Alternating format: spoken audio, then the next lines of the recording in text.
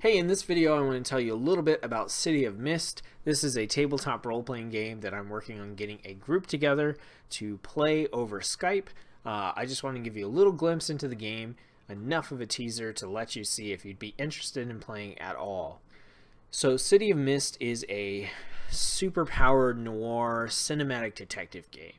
Lots of tags and phrases there, but essentially it's set in a kind of gritty city.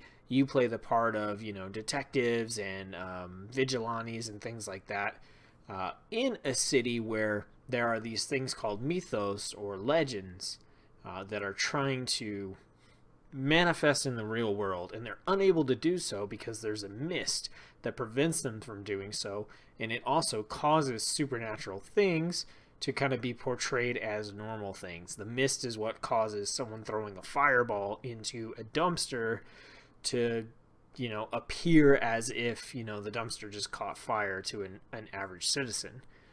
In your case, you play as someone who is a gateway for these mythos and legends, so that you're able to manifest the powers that are associated with that particular mythos. So for example, you could say Sherlock Holmes is the legend that's your gateway for, and so you're able to invoke his attention to detail and his detective instincts and that kind of thing. But you're constantly fighting with letting this mythos take you over and give you these powers versus maintaining yourself.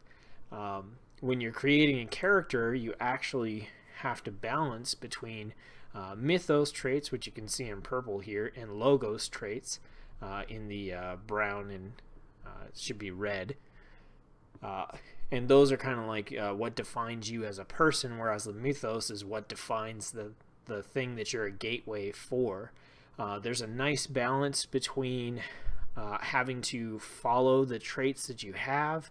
You can lose traits, meaning if Flicker here went against the identity of her Mad Hacker Skills Logos trait too much, she could actually lose that trait with all the positives and negatives that come with it and have to get a new one.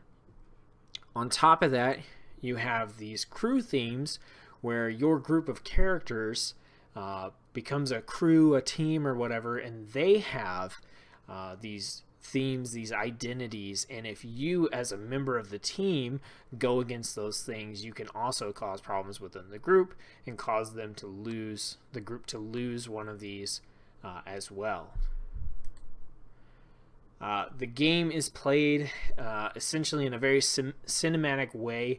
It doesn't really use like a grid system and miniatures and stuff like that. It's much more descriptive, and you're actually going to play the game by doing various moves, which I'm not going to get into here because this is just a glimpse, but I wanted to let you know that about the combat system itself. So kind of everything that you want to do, you'll categorize into a move. Then you'll be able to invoke bonuses and suffer negatives and stuff to determine what your power level is, and that will determine to what degree you succeed or fail. And that's really all I wanted to get into in this video, just kind of give you an idea of the game itself. I plan on starting out with a one-shot adventure with pre-made characters so you can check out the game and find out if you actually like it and want to play it. So if you're interested, please let me know. I'm looking to get a group of between 3 to 5 players, plus myself as the game master. And once we've got that all up and running, then we'll start playing.